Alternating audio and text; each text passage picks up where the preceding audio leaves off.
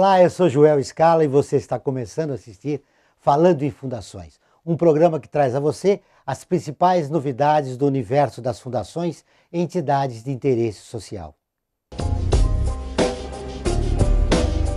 Fundada em 1964, a Fundação Carlos Chagas foi a primeira a unificar as provas de vestibulares de medicina. Atualmente é especializada em concursos, incluindo os públicos. Entre suas funções estão desenvolver as questões das provas, produzi-las, diversificar a matriz por aluno, distribuir com segurança, aplicar a prova, corrigir e fornecer o resultado. Atende cerca de 1 milhão de candidatos por ano. Conheça detalhadamente o trabalho da Fundação acessando o site www.fcc.org.br.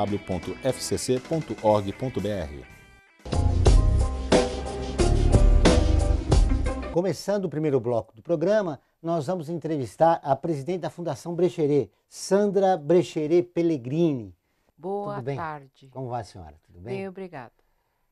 Dona Sandra, a gente sabe que Brecheret foi um grande escritor, um modernista de primeira linha, e a senhora toca essa fundação há mais de 30 anos. Quais são as principais atividades da fundação?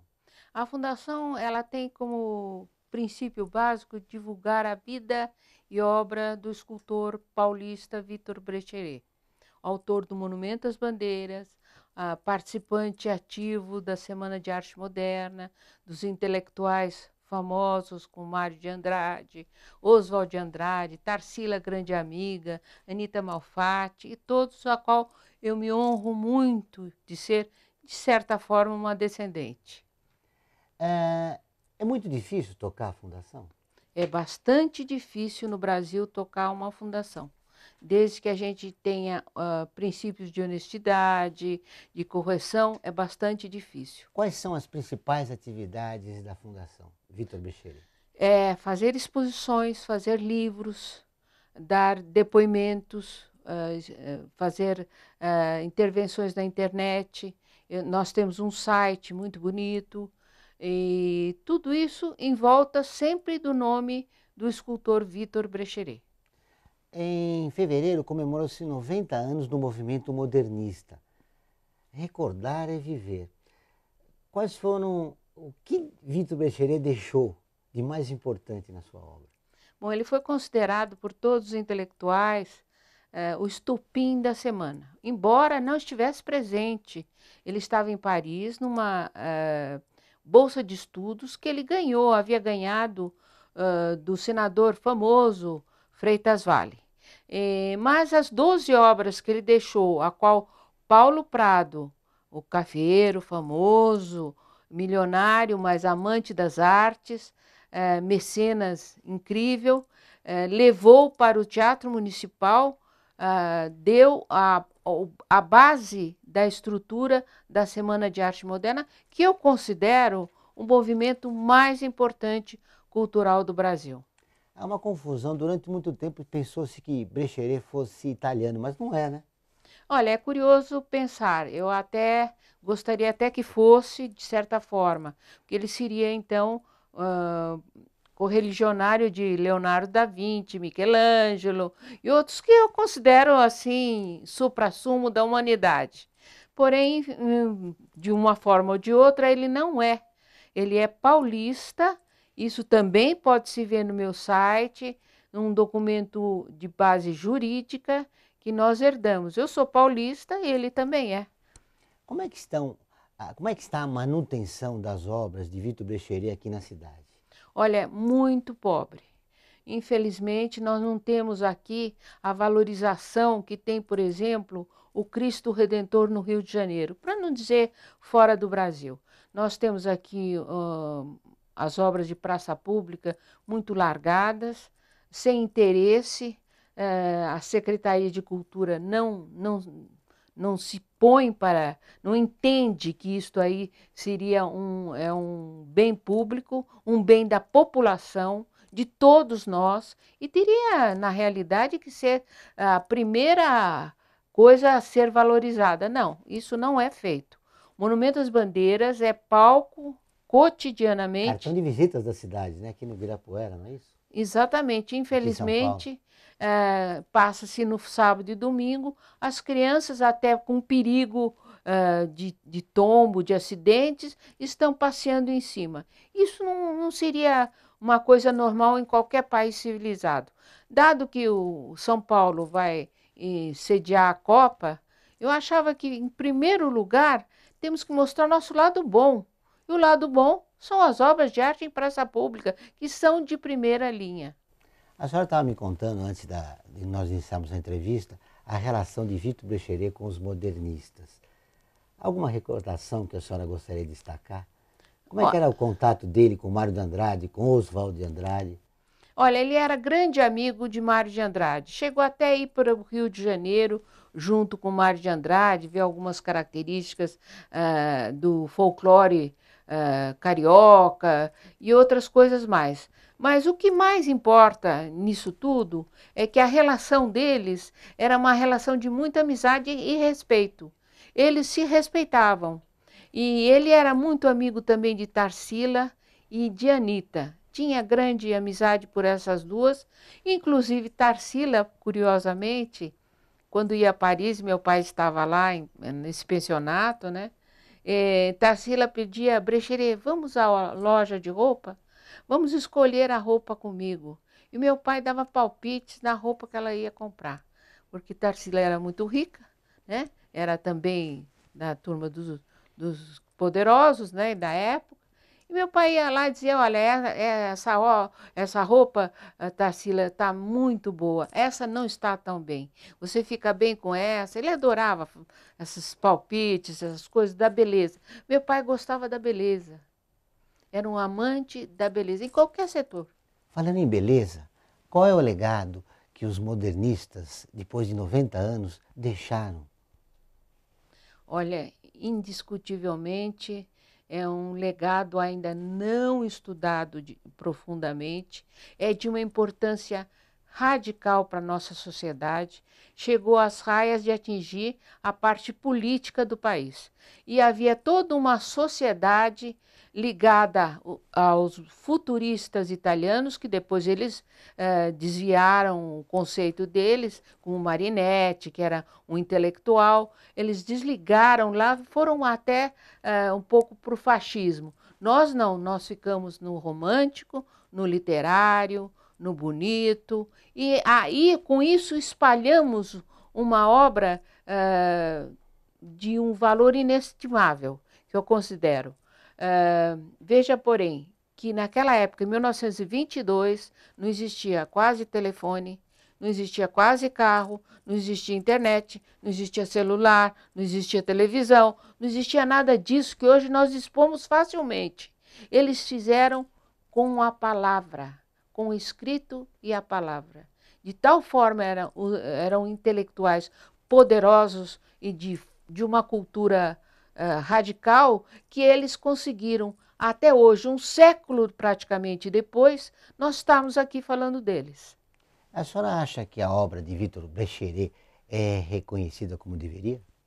Acho que ainda não chegou aí, mas nós estamos caminhando, né, com relação ao valor dele muito na França, né, de forma internacional, estamos trabalhando muito nesse setor. Fizemos alguns aspectos interessantes, uma doação que nós fizemos em 2010, desculpe, em outubro de 2010, fizemos uma doação de uma escultura muito bonita, enorme, de 3,20 m, para o Senado da França. Ficar no Jardim de Luxemburgo, né, que pertence ao Senado da França, um castelo de Maria de Médici, e a escultura é a única que está lá. Foi um ato, não foi um ato político, foi um ato particular. E essa doação foi recebida com honras inesperadas. Até hoje não esqueço o momento a qual o senador, presidente do Senado da França, fez um discurso elogiando o meu pai. Eu acredito que isso é um passo para frente dos modernistas, vamos chamar assim. Ele conseguiu sair fora do Brasil e está chegando no mundo. Então, Vitor Brecheret é mais reconhecido fora do que dentro do país? Eu acredito que até de forma igual, mas aqui nós trabalhamos muito, tem os monumentos, nós estamos aqui todos os dias. Lá é muito difícil porque eles têm valores deles, né? É muito natural, é a capital do mundo, Paris, né? É a capital da cultura, indiscutivelmente, a gente some lá dentro. Mas chegamos a um ponto em que nós estamos conseguindo colocar um artista brasileiro no cenário mundial. Interessante isso. A senhora trouxe alguns livros para mostrar que eles são produtos das atividades da Fundação, não é isso? Isso. Esse aqui, o que é? Comentando a arte. Esse é da editora Nova América. Este é possível se adquirir. É um livro para criança, é um livro fácil, de fácil entendimento, com muitas fotografias, muita história. É para a criança começar a iniciar sua cultura, sua educação. Dona Sandra, com esse livro de diário com as crianças, as novas gerações já conhecem a obra de Vitor Brecheret? Estamos nos esforçando muito. Fazemos esses livros para que sejam distribuídos em escolas públicas e escolas privadas e temos tido sucesso. Às vezes é um pouco difícil competir num país do futebol, por exemplo, a arte e a cultura com o futebol. É um pouco difícil, mas a gente é otimista, nós estamos trabalhando há muitos anos, acho que nós chegaremos lá um dia. E esse outro livro? Esse outro livro é um livro esgotado, é um livro sobre o trabalho religioso do Brecheret, tem muitas fotografias e pode ser visto na internet. Se a gente fizesse um resumo da obra de Vitor Brecheret, tem a fase religiosa, que é esse livro que a senhora falou, tem que fase a senhora podia identificar? Marajoara, que é a última fase do monumento, fase do primeiro prêmio da Bienal de 1951, Índia, Sossopara, etc. e tal. Tem a fase Art Deco, Art Nouveau, que é a fase parisiense, onde as mulheres, os nus femininos, as mulheres eram delicadas, gentis e muito femininas, que é a fase que ele estava em Paris e estava apaixonado por todas as mulheres que tinham lá. Isso é natural. Então, ele retratou muito esse tipo de figura feminina. Agora, ele também retratou pessoas importantes. Um dos fatos mais importantes que eu acho é uma figura chamada Daisy, que está no Palácio dos Bandeirantes. Esse retrato da figura Daisy é de uma aluna e namorada de Oswald de Andrade. Ela estava doente, estava tuberculosa, morrendo. Oswaldo entra no ateliê de Brecheret e diz: Brecheret, faça uma escultura em homenagem a Daisy, ela está morrendo. E meu pai fez uma Daisy, que não tem nada a ver com a Daisy real. É uma escultura maravilhosa, quase realista, é um mármore valiosíssimo, ele tem expressões que removem aos anos 20 dele, né? Um trabalho muito intenso, mas que não tinha nada a ver com a pessoa, a namorada de Oswaldo, que estava, infelizmente, morreu de tuberculose. Para fechar a nossa entrevista, dona Sandra, eu gostaria de saber quais as atividades mais recentes que a senhora pretende desenvolver na Fundação. Olha, a mais recente, eu acho que a mais importante, é um livro que eu estou escrevendo, chama A Obra Eterna de Brecheret. Será lançado na Casa da Fazenda entre maio e junho deste ano, num evento muito bonito que nós iremos fazer e oficializar. Tá bom. Muito obrigado pela sua entrevista. Eu entrevistei Sandra Brecheret Pellegrini. Ela é presidente da Fundação Brecheret. Voltaremos dentro de instantes. Aguardem. Fundada em 1964, a Fundação Carlos Chagas foi a primeira a unificar as provas de vestibulares de medicina. Atualmente é especializada em concursos, incluindo os públicos. Entre suas funções estão desenvolver as questões das provas, produzi-las, diversificar a matriz por aluno, distribuir com segurança, aplicar a prova, corrigir e fornecer o resultado. Atende cerca de 1 milhão de candidatos por ano. Conheça detalhadamente o trabalho da Fundação acessando o site www.fcc.org.br. Olá, voltamos com Falando de Fundações. Nesse bloco nós vamos conversar com a advogada Flávia Regina de Souza Oliveira. Ela é especialista em Direito Fundacional e do Terceiro Setor. Tudo bem? Tudo jóia. Obrigada, Joel, pelo convite. É um prazer estar aqui para falar um pouquinho sobre fundações. Há 12 anos você trabalha no setor. Conta um pouco da sua experiência. Bom, eu sou advogada há 16 anos. E inicialmente eu trabalhei com direito tributário e fui para o Matos Filho, que é o escritório que eu sou sócia hoje em dia, trabalhar com direito tributário. E na verdade no meio do caminho a gente desenvolveu uma área para atender basicamente organizações sem fins lucrativos, incluindo aí fundações e associações, institutos, e também projetos de responsabilidade social. E desde então eu nunca mais voltei para o tributário, virei uma especialista em terceiro setor e dedico hoje Valeu a pena a mudança? 100%. Quais as principais dificuldades que você encontra no terceiro setor, na área fundacional? Eu acho que a grande dificuldade das organizações, ou mesmo das pessoas, está na falta de informação. Na verdade, é muito difícil para a comunidade em geral acessar a informação de como se constituir, quais são incentivos fiscais, se existem ou se não existem, quais são as responsabilidades, quanto de patrimônio, no caso das fundações, tem que colocar para se criar uma fundação, qual é o papel do Ministério Público, e não existe aonde buscar essas informações. Na verdade, existem livros jurídicos, mas que eles são distantes da grande população, na verdade. Fala-se também na questão da gestão das fundações. A dificuldade é que tem muito voluntário e pouco profissional na área.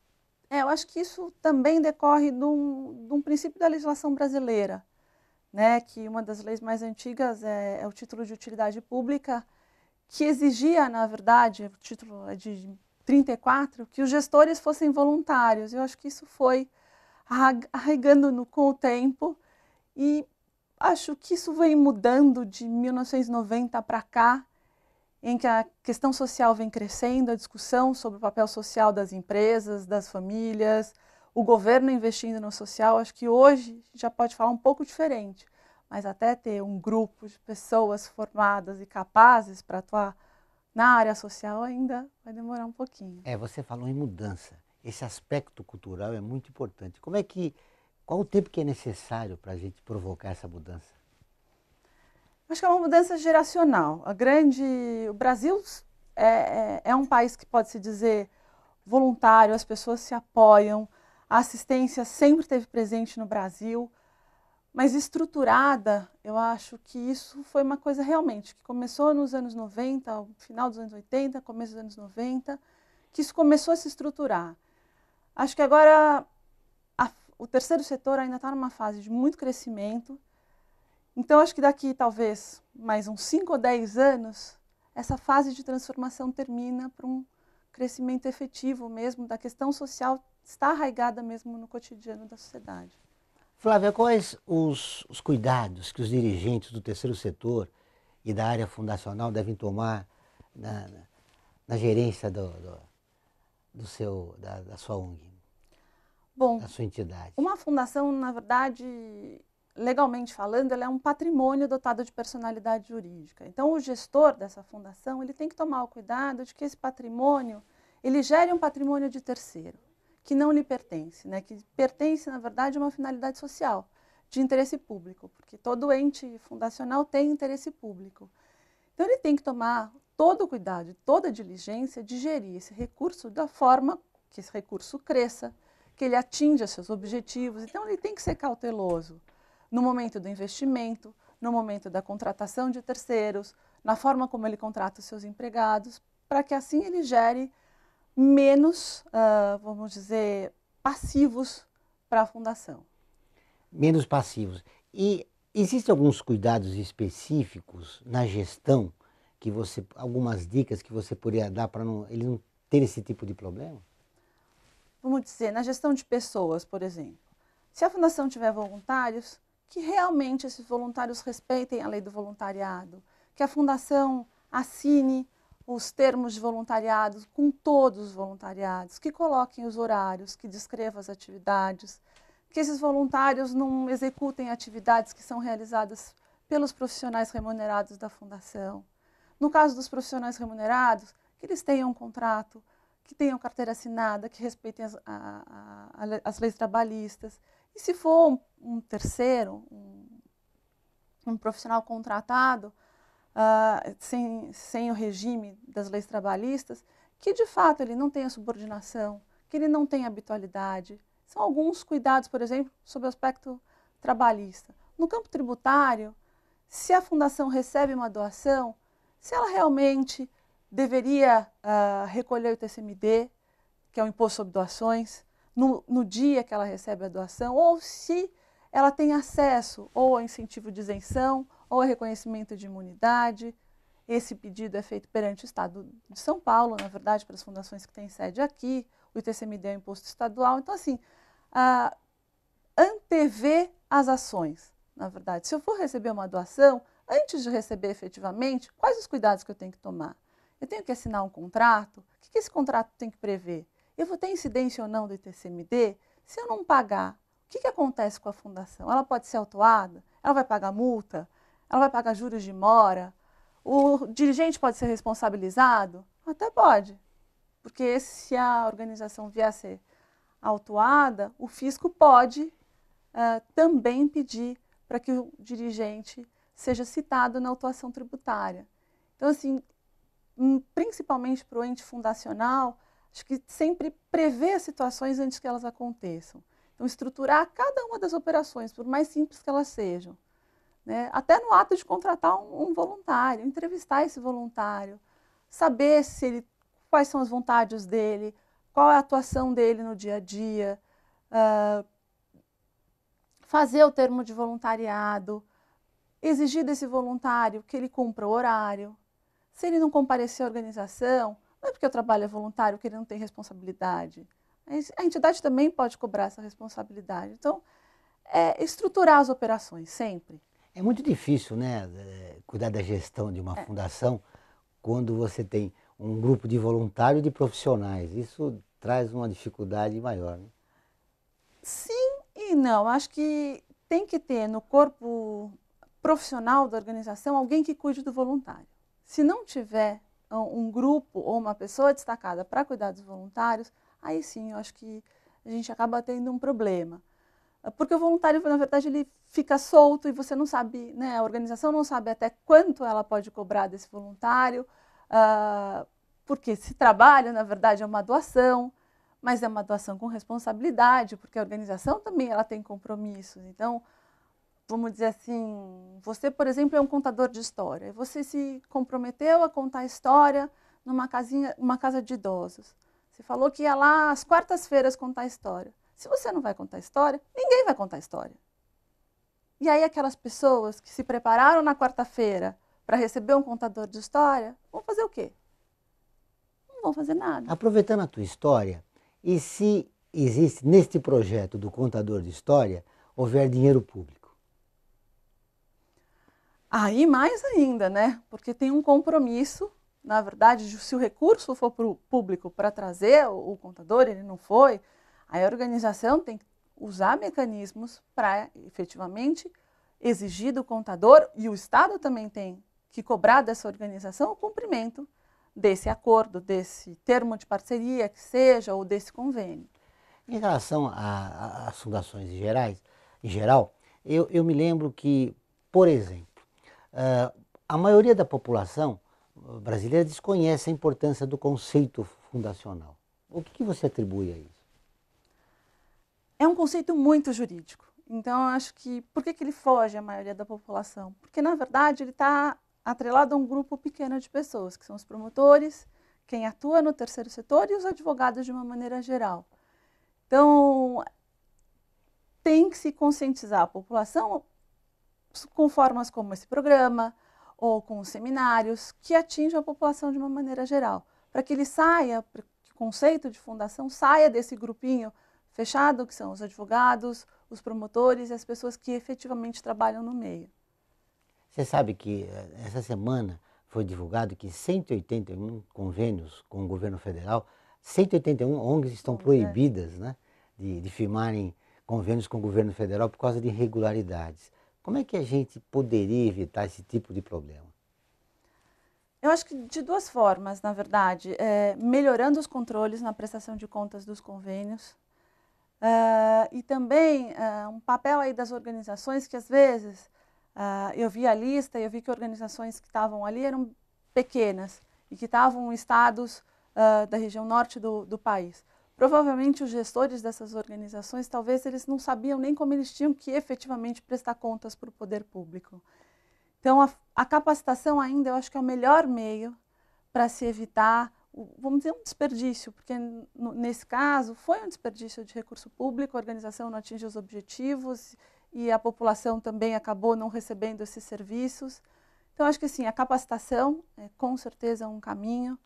A melhoria dos controles pelo ente público no momento da seleção da organização, da forma de prestação de contas.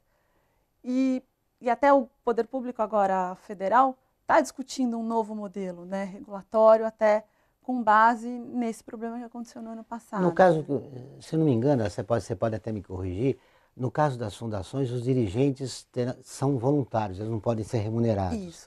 Isso também é um problema, né? Sim, é um problema, porque a pessoa dedica, vamos dizer, 8 horas do dia dela para a sua atividade normal, né, para o seu dia a dia, e no tempo que ela tem livre, ela vai se dedicar à fundação. O que isso traz, na verdade? Quando eu passo na organização, que seja uma tarde, que é a minha tarde que eu posso me dedicar, não consigo, como dirigente, olhar tudo. Não consigo analisar, eventualmente, todos os contratos, conversar com o pessoal da contabilidade, com o pessoal que faz análise de projeto, com o pessoal que presta contas. Então, o dirigente ele acaba tendo que selecionar aquilo que ele acha mais importante e ele não consegue dar um olhar profundo para tudo que acontece na fundação. Você falou na capacitação. O que mais seria necessário para melhorar a qualidade do gestor? Eu te fiz essa pergunta no início da nossa entrevista, eu repito ela depois do que você me disse agora. O que seria melhor? Você já falou capacitação. Eu acho que assim, hoje no Brasil existe uma lei que possibilita que existam gestores remunerados, né, tentando trazer o profissionalismo para o terceiro setor. Isso seria uma saída, eventualmente mudar o modelo legal para permitir para as organizações e aí para as fundações terem dirigentes estatutários remunerados, fora até do modelo exclusivo das OCIPs, que são as organizações da sociedade civil de interesse público. A capacitação, eu acho que assim, as academias, na verdade, as faculdades que trabalham aí com a formação dos jovens, também se preocuparem. Eu vejo um interesse muito grande, até como escritório de advocacia, nos novos advogados e nos estagiários com a questão social. Então, trabalhar esse jovem, desde o começo, desde a sua formação profissional, para que ele conheça essa nova área que ele pode atuar, quais são os limites, para que ele já seja integrado desde o início da sua vida. Muito obrigado pela sua entrevista. Conversamos com a advogada Flávia Regina de Souza Oliveira. Ela é advogada fundacional, especializada em fundações e no terceiro setor. Falando em fundações, volta dentro de instantes. Aguardem. Fundada em 1964, a Fundação Carlos Chagas foi a primeira a unificar as provas de vestibulares de medicina. Atualmente é especializada em concursos, incluindo os públicos. Entre suas funções estão desenvolver as questões das provas, produzi-las, diversificar a matriz por aluno, distribuir com segurança, aplicar a prova, corrigir e fornecer o resultado. Atende cerca de 1 milhão de candidatos por ano. Conheça detalhadamente o trabalho da Fundação acessando o site www.fcc.org.br.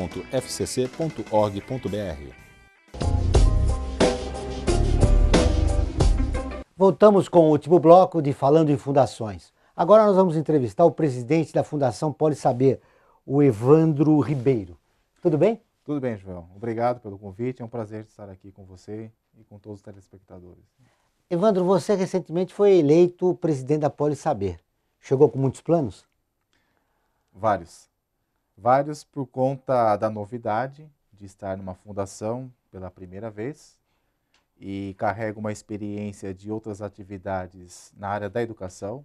Estive na educação superior por 8 anos como pró-reitor de uma universidade e vejo que a fundação tem um potencial muito grande para desenvolver vários projetos. Quais são os projetos desenvolvidos pela Fundação Poli Saber? O nosso foco é o trabalho com a educação e com professores, na formação de professores, na capacitação de professores. Trabalhamos também na elevação de escolaridade dos alunos. É uma experiência muito interessante de uma instituição parceira nossa, que já trabalha com a inclusão de jovens no ensino superior. Juntamos essas duas experiências e vontades e nasce a Fundação Poli Saber com seu objeto de trabalhar o professor e o aluno. Antigamente era a Poli, né? Era o cursinho da Poli, que realizava esse trabalho da inclusão, de preparar os alunos para entrar na universidade. Aí veio a Fundação Poli Saber, que se adiantou um pouco, começou a desenvolver projetos na área educacional. A fundação ela nasceu um pouco, na verdade, a partir das experiências do cursinho da Poli, né? Há uma convergência muito grande de ideias. O cursinho da Poli, que hoje já tem 25 anos de idade, de experiência, de certa forma alicerçou e favoreceu esse direcionamento até da fundação, né? A fundação ela se aproveitou muito dessas experiências. E o nosso público é o público jovem, que quer acessar o ensino superior, que quer acessar o mercado de trabalho. Daí também uma outra linha nossa de atuação, que é o trabalho com pessoas portadoras de deficiência, de capacitá-las para incluí-las no mercado de trabalho. Como é que está esse projeto? Esse projeto é um projeto muito interessante. Nós já fizemos esse projeto via cursinho da Poli anos atrás, com a Danone, com a TOTUS, com a Febraban, e tivemos outras experiências menores, no sentido de quantidade de pessoas, né, menos numerosos, mas um projeto bastante interessante, onde há uma receptividade muito grande, tanto da empresa quanto do deficiente, da pessoa portadora. Em termos de números, você teria de quantos jovens foram incluídos no processo? Por exemplo, somando o projeto Febraban, Danone e TOTUS, já dá mais de 400 pessoas com deficiência que foram capacitadas. Isso é um trabalho interessante e gratificante ao mesmo tempo, né? Me parece um número razoável, né? Quanto tempo tem esse projeto? Esse projeto ele já terminou. Ele foi realizado durante alguns anos, né? Já teve seu começo, meio e fim. E nós aprendemos muito com esse projeto, o que nos possibilita alçar outros voos agora. No caso, vocês também desenvolveram um projeto de repercussão interessante, que foi aquele Meu Primeiro Salário, é isso? É parecido, né? Meu Primeiro Emprego. O meu primeiro emprego, o isso. Capacita Sampa, né? E que capacitou jovens também para o mercado de trabalho, um convênio com o poder público, e outro com o Ministério do Trabalho também, em 2005, 2006, onde nós oferecemos um curso também de aperfeiçoamento para o mercado de trabalho. E esses projetos, eles terminaram, tiveram um resultado satisfatório, como você já disse. Por que eles não continuaram? Esses especificamente foram políticas desenvolvidas junto com o poder público. Então era um programa governamental, ele se encerrou, né? Mas para nós que não somos governo, serviu a experiência e que hoje entendemos é uma experiência acumulada que nos capacita para avançar para outras áreas, né? E desenvolver outros projetos. Vocês têm experiência na área educacional, já desenvolveram vários projetos. Você percebe que as fundações e o terceiro setor têm grande dificuldade de gestores. Como é que você vê o caminho para preparar essa nova liderança para dirigir fundações e o terceiro setor? É um caminho interessante, fazendo uma análise um pouco mais ampla, uma questão talvez até de cultura da sociedade brasileira, mas é uma cultura que vem se solidificando com o tempo. O próprio poder público tem se apercebido nos últimos anos que a parceria com o setor privado é algo interessante, porque desburocratiza em muito a parte do manejo dos recursos públicos e, ao mesmo tempo, ele ganha em eficiência, em prazo, em qualidade também, porque temos bons profissionais no setor privado. É algo que está crescente no país. Como é que funciona a Fundação Poli Saber? Ela desenvolve projetos, ela tem professores especializados, ela tem equipes estáveis. Como é que ela funciona para desenvolver seus projetos?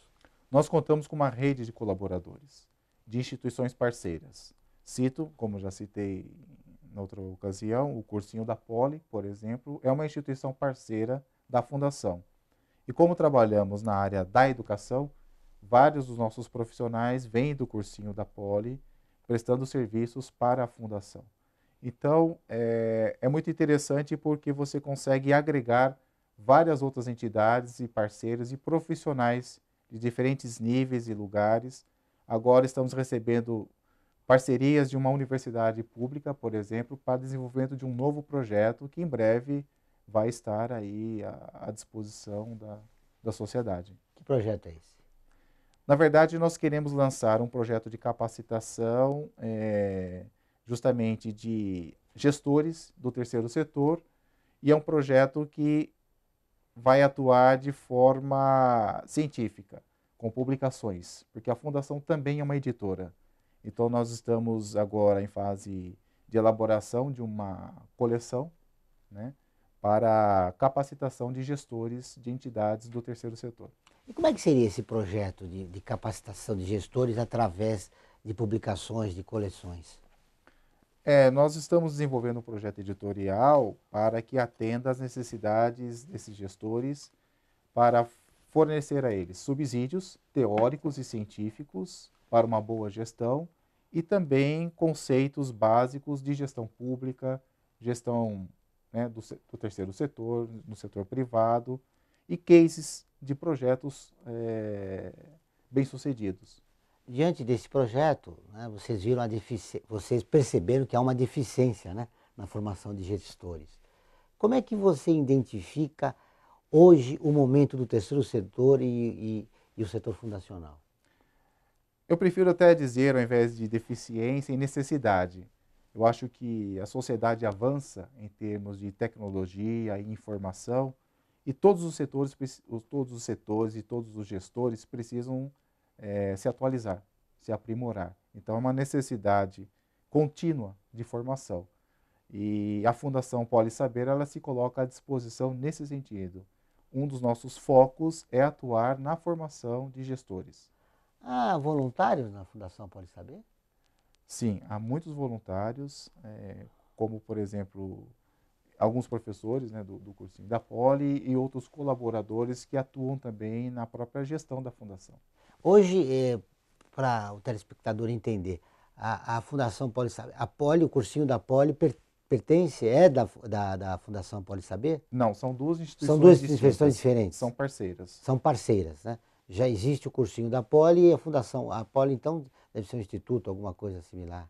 A razão social do cursinho da Poli é de um instituto. Instituto. É um instituto junto, são parceiros, né? Muito bem.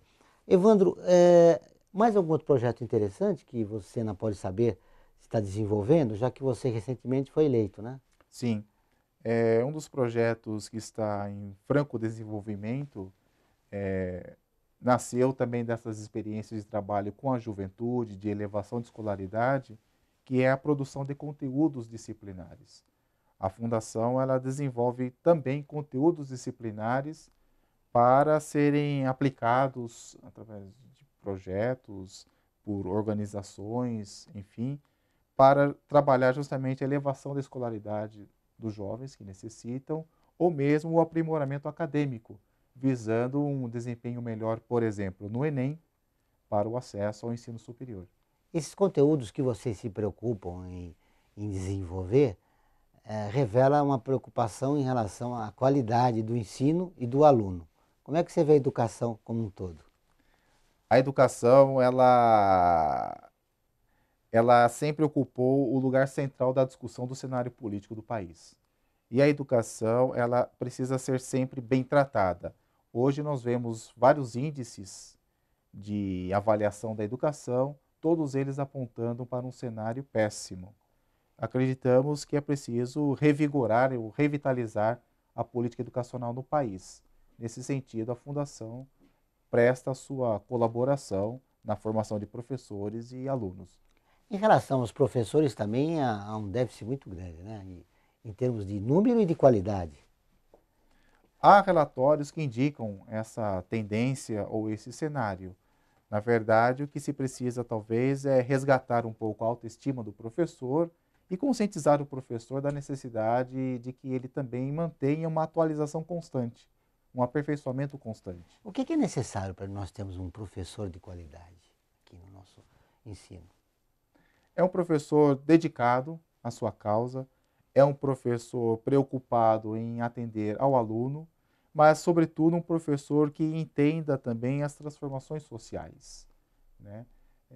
A escola, ela pode ser um grande projeto ou um mau projeto, dependendo de como você encara uma escola. Não tem mais espaço hoje para uma escola tradicional, por exemplo, onde o grande ganho da escola seja a hora-aula, simplesmente teórica. É preciso agregar outros valores na formação do aluno, porque o mundo mudou.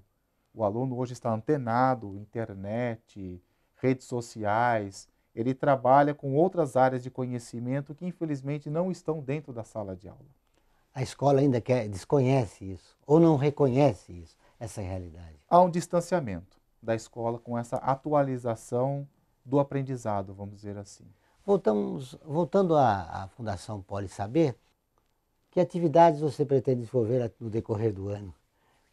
Nós estamos avançando, desenvolvendo essa área da produção de conteúdos. Nós estamos trabalhando no setor editorial. Nós lançamos recentemente um livro do professor Mário Sérgio Cortella, o ano passado. Já estamos com 2 livros no prelo para lançar esse ano. Um sobre a história, a geografia praticamente do samba na cidade de São Paulo e um outro sobre educação financeira para adolescentes. E nós temos aí alguns outros livros em análise. Livros para todos os públicos, né? Para o público adolescente, para o público adulto, né? Em geral, para professores também. Evandro, finalizando nossa entrevista, eu gostaria das suas considerações finais. A Poli Saber, o que a população pode esperar da Fundação Poli Saber? A Fundação, ela é um instrumento, eu acho, a serviço também da comunidade. A comunidade pode procurar a Fundação, conhecer, né, entender a razão de ser dela, o que ela está fazendo, o que ela poderia fazer, engajar-se também, porque ela tem que ser também um espaço onde as pessoas possam interagir e, quem sabe, prestar a sua valiosa contribuição também na área da educação. Muito obrigado pela sua entrevista. Entrevistei Evandro Ribeiro, presidente da Fundação Poli Saber. Agora vocês fiquem com o quadro Retrato, uma radiografia das fundações.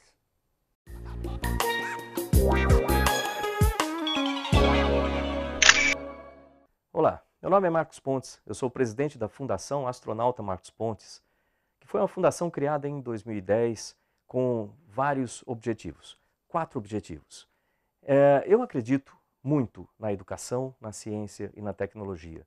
A educação como uma ferramenta para preparar pessoas, preparar profissionais e a ciência e tecnologia como ferramentas para se produzir empresas e empregos, ou seja, tudo isso como um ciclo.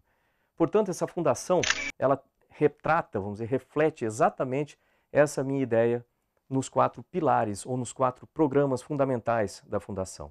O primeiro programa, ele tem a ver com o ensino fundamental, ou seja, nós precisamos de mais cientistas, mais jovens interessados nas carreiras de ciência e tecnologia, engenheiros, médicos, dentistas e etc., físicos, químicos. Para isso, nós precisamos incentivar esses jovens desde pequenininhos.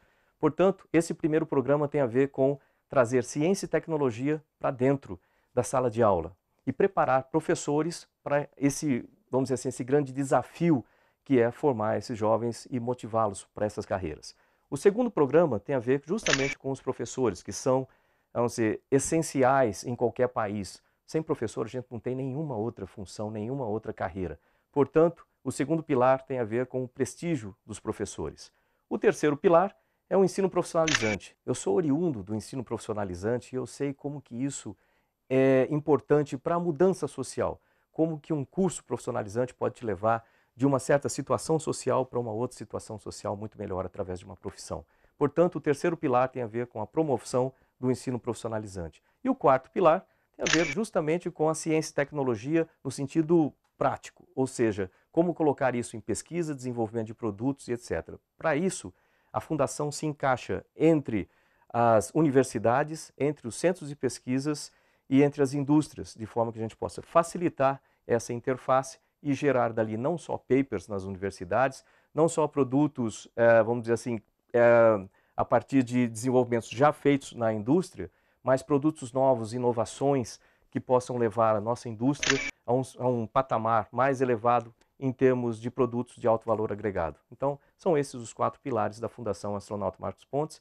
Eu gostaria de contar com o seu apoio, tanto divulgando essas possibilidades, quanto participando diretamente da Fundação e até mesmo, quem sabe, trabalhando com a gente aqui. Então, www.marcospontes.com.br, você pode ter mais informações, entre em contato com a gente fala mais a respeito desses programas e quem sabe você não venha trabalhar com a gente também. Terminamos mais um programa Falando em Fundações, um programa que trouxe a você as principais novidades do universo das fundações. Voltaremos na próxima semana. Até lá.